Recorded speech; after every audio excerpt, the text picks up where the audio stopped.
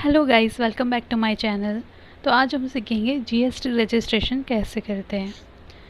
सबसे पहले आपको यहाँ पे आके लिखना है जीएसटी रजिस्ट्रेशन, और जो भी सबसे पहली साइट आ जाएगी जिसमें gst.gov लिखा होगा उसे सिलेक्ट करना है। इसमें आके आपको सर्विसेज के अंडर रजिस्ट्रेशन में एक न्यू रजिस्ट्रेशन का ऑप्शन मिल जाएगा, उसे सिलेक्ट करना है। अब आपको नेक्स्ट पेज पे दो ऑप्शन आएंगे, एक तो न्यू रजिस्ट्रेशन, एक टीआरएन वाला।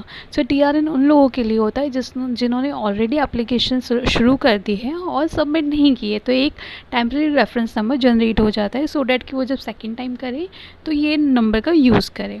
हम यहाँ सेलेक्ट करेंगे I am a tax payer. आपका जो भी स्टेट होगा स्टेट सेलेक्ट करना है, डिस्ट्रिक्ट जिस भी डिस्ट्रिक्ट में आपका यूनिट है वो, and then legal name of business. जबकि ये प्रोप्राइटर के लिए है तो हम जो भी पैन में नाम लिखा है सेम एज इट इज़ नाम यहाँ पे लिखेंगे। देन पैन नंबर, फिर आपका ईमेल एड्रेस, जो भी आपको ईमेल एड्रेस देना है फॉर द कम्युनिकेशंस के लिए, मोबाइल नंबर, और फिर कैप्चा कोड डाल के इसे प्रोसीड करेंगे। फर्स्ट पेज सबसे पहले आता है बिज़नेस डिटेल्स। तो बिज़नेस डिटेल्स में देखिए, जैसे यहाँ पे लीगल नेम ऑफ बिज़नेस लिखा हुआ आ गया, जो भी हमने डाला था पैन में नाम था वो, और PAN number, and then the date of creation of PAN, ये भी आपको यहाँ आ जाता है। यहाँ पे ट्रेड नेम में आपका ट्रेड नेम डालना है। कॉन्स्टिट्यूशन ऑफ बिज़नेस हम प्रोप्राइटर के लिए कर रहे हैं तो हम प्रोप्राइटर सेलेक्ट करेंगे, वरना यहाँ पे बहुत सारे ऑप्शन हैं। अगर कोई एडिशनल ट्रेड नेम है तो वो भी यहाँ डाल सकते हैं।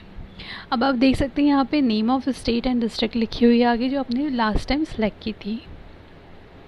सो हम ये सीटीपी और कंपोजिशन का भी यहाँ पे ऑप्शन आता है जो हम नहीं सिलेक्ट करेंगे। Then reason to open registration, ये हम वॉलेंट्री बेसिस के पे कर रहे हैं इसलिए हम वॉलेंट्री चूज़ करेंगे। अदरवाइज़ अगर आपका कोई और रीज़न हो सकता है जैसे क्रॉसिंग द लिमिट, तो वो आप सिलेक्ट कर सकते हैं। यहाँ होता है date of commencement of business, ये हम वॉलेंट्री बेसिस पे कर रहे हैं तो हम यहाँ पे जो भी हमारा date of commencement of business होगा वो सिलेक्ट करेंगे। In case of crossing threshold 30 days के अंदर आपको रजिस्ट्रेशन लेना है। Now this is indicate existing registration. अगर आपके पास कोई ऑलरेडी एग्जिस्टिंग रजिस्ट्रेशन है जो कि जीएसटी आने के पहले था, वो आप यहाँ सेलेक्ट कर सकते हो, उससे रिलेटेड डॉक्यूमेंट अपलोड करना है। Now save and continue, I will come to the next page. Business detail अब हमारा कंप्लीट हो गया है। नेम ऑफ द पर्सन, तो यहाँ पे प्रोप्राइटर का name, middle name and last name, same name of the father, middle name and last name, date of birth, mobile number और ईमेल एड्रेस, जेंडर, ये सब फिल करके हम नीचे डेजिग्नेशन पे आएंगे। सो डेजिग्नेशन ये प्रोप्राइटरशिप के लिए हम फिल करें तो विल राइट इट है प्रोप्राइटर।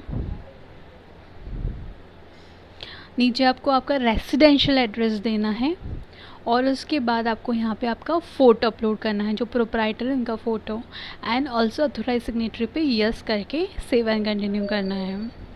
सो अथोराइज सिग्नेटरी पे आके यहाँ पे हमको प्राइमरी अथोराइज सिग्नेटरी पे क्लिक करना है, क्योंकि प्रोप्राइटर है तो यही हमारा प्राइमरी अथोराइज सिग्नेटरी है, इसलिए हम इसे टिक करेंगे।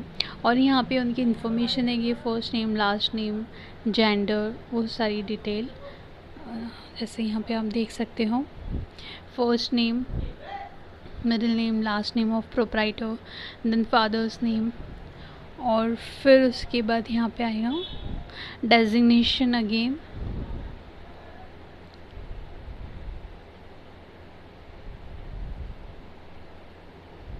और रेसिडेंशियल एड्रेस।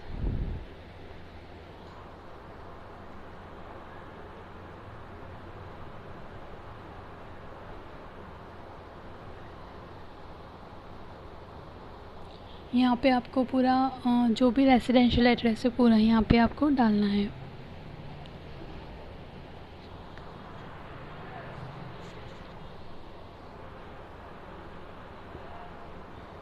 फिर नीचे proof of details of authorise signatory में यहाँ पे लिखा है proof of authorise signatory is not required for proprietor is also an authorise signatory.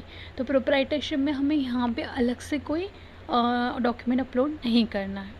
फिर हम नेक्स्ट पेज पे आएंगे अथोराइज्ड रिप्रेजेंटेटिव, जो प्रोप्राइटरशिप में हम सेलेक्ट नहीं करते, इसका एज इट इज़ रहने देंगे। फिर नेक्स्ट पेज पे आएंगे प्रिंसिपल प्लेस ऑफ बिजनेस। यहाँ पे आपको आपके बिजनेस का एड्रेस देना है। पूरा एड्रेस फिलअप करने के बाद नीचे आपको यहाँ पे स्टेट जुरिसडिक्शन सेलेक्ट करना है, जिस भी जुरिसडिक्शन में आपका एड्रेस फॉल करता है। कमिश्नरेट सेलेक्ट करना है, अप्रोप्रिएट डिविजन सेलेक्ट करना है, जैसे डिवीजन 1 2 3 4 ऑप्शंस आएंगे, तो जो भी आपको अप्रोप्रिएट लगता है वो सिलेक्ट करना है, और रेंज सेलेक्ट करना है। और फिर यहाँ पे आपको अपने एड्रेस से रिलेटेड डॉक्यूमेंट्स देना पड़ेगा। जैसे आपको बहुत सारे ऑप्शंस आएंगे, for example electricity bill, rent, lease agreement, municipal tax, जो भी आप जिसमें भी आपका एड्रेस प्रिंसिपल प्लेस ऑफ का एड्रेस रहेगा, वो डॉक्यूमेंट्स आपको यहाँ पे अपलोड करना पड़ेगा एज अ प्रूफ। तो हमने यहाँ पे लीज या रेंट एग्रीमेंट सेलेक्ट किया। Then comes the nature of business activity, तो यहाँ पे आप मल्टीपल ऑप्शन सेलेक्ट कर सकते हैं।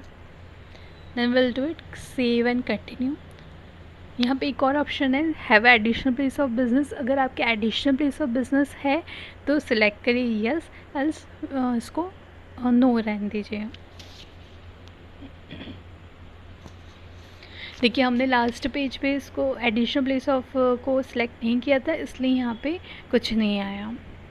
Next page is goods and services. तो हमारा जो भी एक्टिविटी हम परफॉर्म करें हमारे बिजनेस में, उसका हमें HSN कोड देना है for goods and for services both.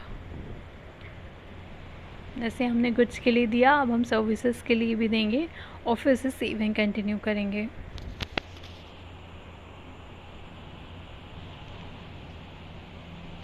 यहाँ पे होता है स्टेट स्पेसिफिक इन्फॉर्मेशन, तो ये हमारे काम का नहीं है, इसलिए हम इसे स्किप करेंगे फॉर नाउ। फिर होता है यहाँ पे आधार ऑथेंटिकेशन, जिसमें आपको अपने प्रोप्राइटर के आधार का ऑथेंटिकेशन करना पड़ता है। इट मीन्स कि इसमें आपको OTP जाता है एक आपके नंबर पे, जो भी नंबर आपके आधार से कनेक्ट होगा उस नंबर पे OTP जाएगा। उस OTP को डालने के बाद आपको आगे बढ़ना है। ये देखिए हम वेरिफिकेशन पे आ गए हैं। आई hereby solemnly affirm and declare that the information given herein above is true and correct। तो ये जस्ट काइंड ऑफ एक वेरिफिकेशन होता है कि जो भी इंफॉर्मेशन मैंने दी है वो करेक्ट है, और मेरे से टिक करना है। और फिर यहाँ पे नेम एंड प्लेस सिलेक्ट करके हम सबमिट विथ EVC करेंगे। यहाँ पे 2 ऑप्शन होता है, submit with DSC and submit with EVC। So will do it with EVC। और सबमिट करने के बाद ये सक्सेस का आपको पास मैसेज आ जाता है, और आपके पास एक ARN जनरेट हो जाता है, जो आपकी ईमेल एंड मोबाइल नंबर दोनों पे जाता है, सो डैट कि फर्दर आपके पास लॉगिन करना हो तो आप इसके थ्रू ARN नंबर के थ्रू लॉगिन करके अपना स्टेटस चेक कर सकते हैं। तो आज हमने सीखा GST रजिस्ट्रेशन कैसे करते हैं। Thank you.